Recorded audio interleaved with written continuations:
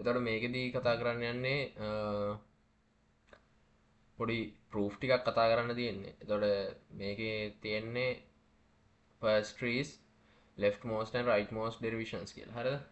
එතකොට trees leftmost and rightmost derivation corresponds කියලා කියන්නේ. ඊට පස්සේ මේ wheel proof කියලා තියලා දෙනවා මේ එකද කියලා එක දෙක කියලා මේ ලයින් දෙකක් තියෙනවා. ඒ දෙක ප්‍රූව් කරන්න තමයි යන්නේ දැන්. පළවෙනි මේ එකිනෙකට සම්බන්ධයි. කියන්නේ එකක අනිත් පැත්ත තමයි අනිත් එකේ තියෙන්නේ. හරිද? මේකේ පළවෙනි එකට කියන්නේ මේ if first tree එකක් ඇන්දොත් first tree එකක් අදිනවා නම් s කියලා හිතන්නකෝ bracket I bracket sorry bracket වගේ first tree එකක් ඇන්ද කියන්නේ මේකේ මෙයාගේ ගම a කියලා තියෙනවා මේ variable එක root එක a වෙන මේ first tree එකක් ඇදලා තියෙනවා yield එක w වෙන මේ w කියන්නේ මේක කියලා හිතන්න. එතකොට w කියන්නේ bracket මේ left ඉඳන් right කියනවා. හරිද? මේ එහෙනම් ඒක represent කරන්න පුළුවන්ලු අර අපි මේ leftmost derivation එක කලින් ඉගෙන ගත්තානේ. අන්නේ මේ මොකේද ඉගෙන ගත්තේ leftmost derivation එක CFG වලනේ. context free grammar වලින් ඉගෙන ගත්තා leftmost derivation එක කියන්නේ මොකද්ද කියලා. එතකොට අන්න මෙන්න මේකෙන් පෙන්නන්න මේකක් ලියන්න පුළුවන්ලු මේ first tree එකක් ඇන්දොත්. එතකොට lmw හරිද? if there is a first tree එකක් තියෙනවා නම් with root label a and yield w then there is කියලා මෙන්න මේක. එතකොට අනිවාර්යෙන් first tree එකක් ඇන්දොත් ඒකට මේ ආකාරයක් තියෙන්න ඕන කියලා තමයි leftmost derivation එකක් තියෙන්න ඕන කියලා තමයි මේ කියන්නේ. හරිද? sentential form එක. හරිද? මේ තියෙන sentential form එකනේ. හරිද? එතකොට මේක අර ඇතුලේ line ගොඩක් තියෙන්න පුළුවන්, step ගොඩක් තියෙන්න පුළුවන්. මේ form එකෙන් මේ w කියන මෙන්න මේ එන yield එක අපිට ලියන්න පුළුවන් කියලා තමයි කියන්නේ. හරිද?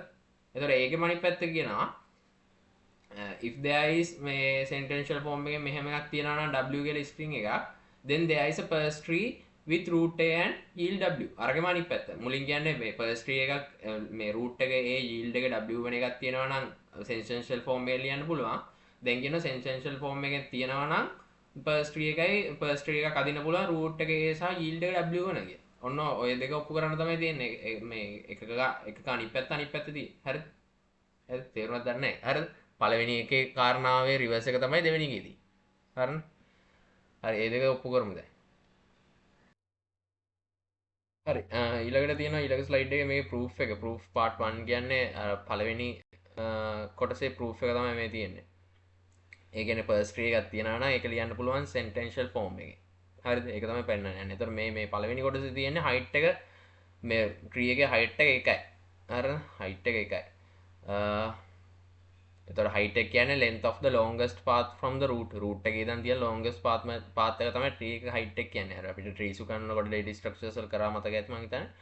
එතකොට මෙන්න මේ වගේ tree එකක් තියෙනවා. එතකොට මේකෙන් අර එකකට ඔප්පු කරලා තමයි අර ලොකු ඒවට ඔප්පු කරන්න යන්නේ. ඒ කියන්නේ height එක එක එකකට මෙහෙම කරනවා නම් ඒක හරිනම් අර height එක එකට වඩා වැඩි ඒවටත් මේක නිවැරදි කියලා තමයි ඔප්පු කරන්නේ. හරිද?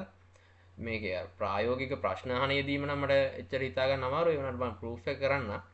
එතකොට පළවෙනි එකට තියෙන අපි මේ විදිහට s කියලා දාලා මේ විදිහට first tree එකක් අදිනවා කියන්නේ අනිවාර්යෙන් මේක මේ මොකද්ද production එකක්නේ. එතකොට production එක කියන්නේ s කියලා මෙන්න මෙහෙම තියෙන එකක්නේ ඔය ඇන්දේ අපි production rule එකක්නේ first tree එකට ඇන්දේ. එතකොට මේ වගේ එකක් තියෙනවා නම් මේවා ඩොට් දාලා තියෙන්නේ තව මේ මැද ගොඩක් තියෙන්න පුළුවන් කියලා. එතකොට ඒ කට්ටිය කියනවා මේක production එකක් විදිහට ලියන්න පුළුවන්. must be a production. එතකොට පළවෙනි length එකේ a කියන එක root එක start node එක root එකේ ඉඳන් an දක්වා production එකක් එන්න ඕනේ. එතකොට මේ production එකක් එහෙම තියෙනවා නම් අපි දන්නවා production එකක් අපිට ලියන්න පුළුවන් sequential form එකේ. හරිද? එතකොට ඒක කියනවා ඒ නිසා මේක ලියන්න පුළුවන් මේ tree එක ලියන්න පුළුවන් sequential form එකකින් කියලා කියන්නේ. හරිද? එතකොට එක කියන එකකට හරි මේ. දැන් length එක එකක් වුණ tree එකකට හරි proof එක අපි ගත්තා. ඒක මහා ලොකු දෙයක් නැහැ. හරිද? තර්ක කිරීමක් කරන්නේ. හරිද? ඊට පස්සේ ඊළඟ එකේ මේ ඒක කියනවා මේ assume 1 කියලා කියන්නේ මේ පළවෙනි එක. මේ tree මේ height එක මේ h ට වඩා කුඩායි let the tree have height h කියලා. හරිද? එතකොට මේක කියන්නේ මේක දැන් අවසාන කොටස තියෙන W1 WN කියන එක. හරිද? එතකොට A කියන එක ලියන්න පුළුවන් අපිට A කනෙක්ට් වෙලා තියෙන්නේ x1 x2 කියන මේ variables. හරිද? දැන් අපිට මේ variables වලින් ගන්න ඕන අදාළ yield එක. හරිද? yield එක නේ තියෙන්න ඕන leftmost එක. එතකොට මම දන්නවා මේ අවසාන තනි එකක් ගත්තම ඒක මට ලියන්න පුළුවන් කොහොමද? x i කියලා ගන්න xi ගේ ප්‍රොඩක්ෂන් එකක් විදිහට ගන්න පුළුවන් නේ. තනි සබ් ට්‍රී එකක් ගත්තම අනිවාර්යෙන් සබ් ට්‍රී එකක් තියෙන ප්‍රොඩක්ෂන් එකක් විදිහටනේ. xi ගෙන් ඩිරයිව් වෙනවා මට කියන්න පුළුවන් wi කිය. එහෙනම් මට ලියන්න පුළුවන් xi ගෙන් sorry මෙතන ප්‍රොඩක්ෂන් හරිද? ප්‍රොඩක්ෂන් රූල් එක. ප්‍රොඩක්ෂන් රූල් එක තමයි තනි ඊතලේ දාන්නේ. එතකොට xi ගෙන් ප්‍රොඩක්ට් වෙනවා wi. එහෙනම් ඒකේ ඩිරයිව් වෙනවා wi කිය. හරිද? ඩිරයිව් වෙන එකට තමයි ඊතල දෙකත් එක්ක මේ ඉරි දෙකත් එක්ක ඊතලේ දාන්නේ. හරිද? ඊට පස්සේ මේක මෙහෙම වෙන හින්දා මට මෙන්න මේක වෙනුවට ඒ ටික ආදේශ කරන්න පුළුවන්. මේක තමයි කරලා තියෙන්නේ කැලෙන් කැල. W1 ඊට පස්සේ මෙතන W2 එහෙම ආදේශ කරලා අර මැද කොටස් ටික ආදේශ කරලා මෙතන අන්තිමේදී WN දක්වා ආදේශ කරන්න පුළුවන්. ඒ කියන්නේ මේකල් ලියන්න පුළුවන් මේ විදිහට.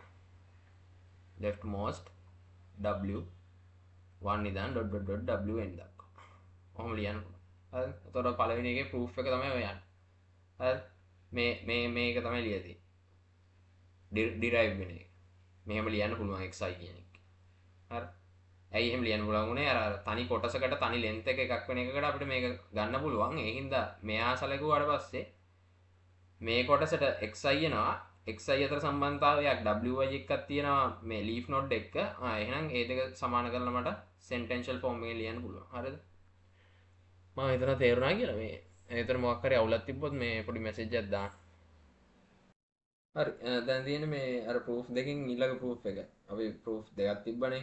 මේ tree එකක් තියෙනවා නම් ඒක sentential form එකෙන් ලියන්න පුළුවන්. දැන් කියන්නේ මේ sentential form එකක් තියෙනවා නම් ඒකට first tree එකක් අදින්න පුළුවන් කියලා දෙවෙනි එක කියන්නේ. Given leftmost derivation of a terminal string, we need to prove existence of a first tree.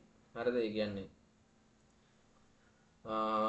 මේ වගේ leftmost derivation එකක් තියෙනවා නම් w කියලා string එකකට ඒකට first tree එකක් අදින්න පුළුවන් කියලා තමයි කියන්නේ මේක අරකෙම අනිත් පැත්ත.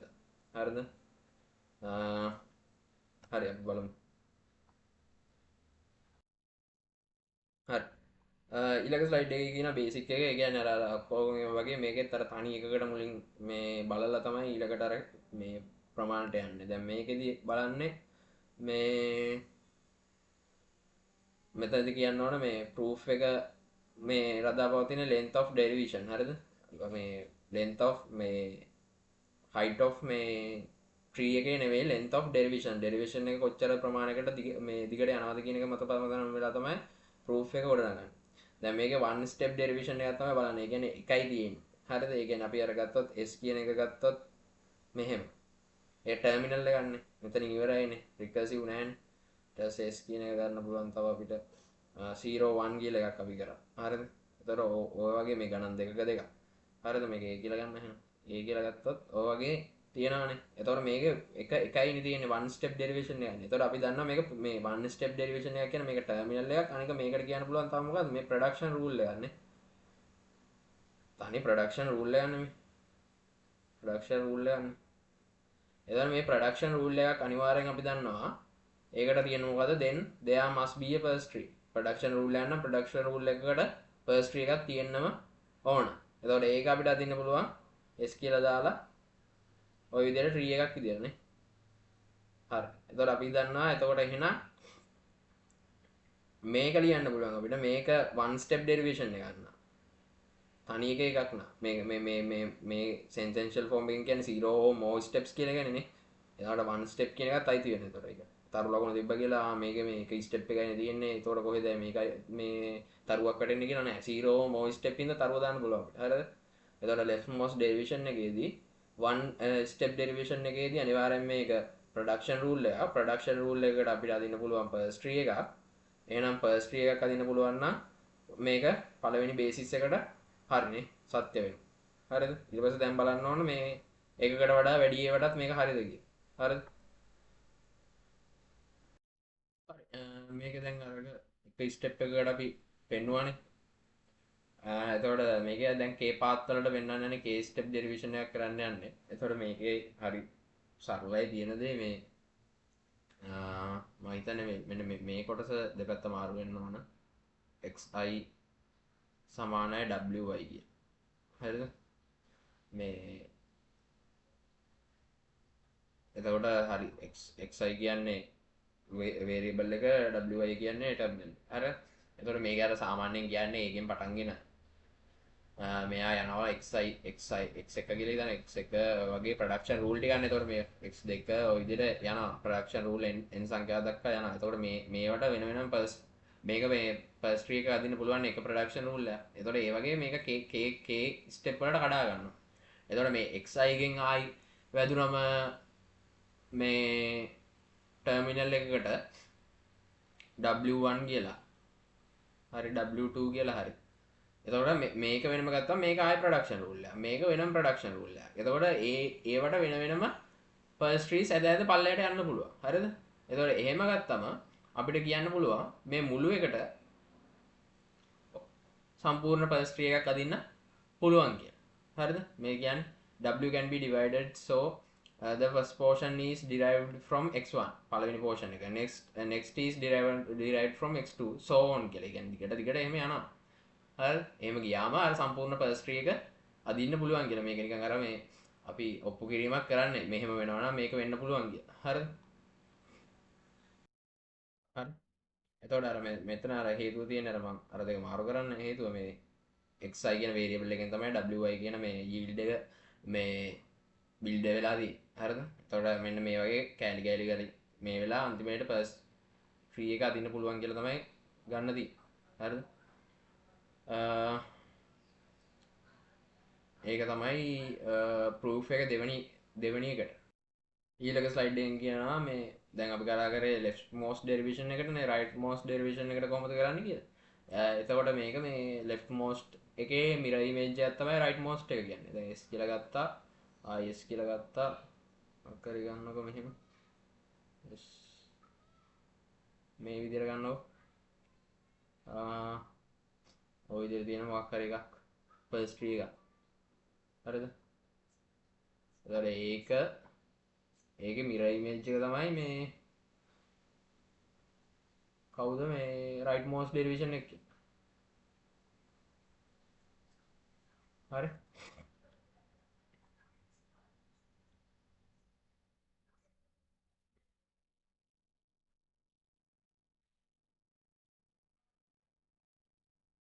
හරිනේ පේනවනේ මේක mirror එකක් නම් මේ වෙන් කරපු තැන mirror එකක් නම් ඒක mirror image එකනේ right most එක කියන්නේ left most එකේ mirror image එක. right most එක. හරිද? right most එක අංශක 180ක් කරකවලා මේ පැත්තට ගෙහුවොත් කරකවලා ගෙහුවොත් left most එකනේ හැදෙන්නේ. එහෙනම් ඒක කියනවා the idea essentially the mirror image of the proof for the left most derivation කියලා. හරිද? ඒ කියන්නේ මේකෙම proof එක ඒ විදිහටම ගන්න පුළුවන් right most derivation එකට කියලා තමයි මෙතනින් නවත්තලා තියෙන right most derivation එකේ proof ටික ඔප්පු කරන්න නැතුව. හරිද? ඊට පස්සේ කියනවා left to imagination කියලා. ඒ කියන්නේ imagine කරගන්නලු කොහොමද වෙන්නේ කියලා. හරි. මෙතනින් ඒකේ proof ටික ඉවරයි. මට මම දන්න තරමින් හොයාගත්තු තරමින් තමයි ඔය කියලා දුන්නේ. මේ ඕකේ මේ proof ටික මේ ඔතන මොකක් හරි වැරදියට කියුණා නම් පොඩ්ඩක් කියන්න මේ මට ටියුටෝරියල් වලදී කතා කරපු මේක මේ කොහොමද මේවෙන් ගණන් අහයිද ප්‍රූෆ් කරන්න අහයිද කියලා හරියට දැනට නම් මට අදහසක් නැහැ. ඔන්න ඔය කාරණා ටික තමයි ප්‍රූෆ් වලදී තියෙන්නේ.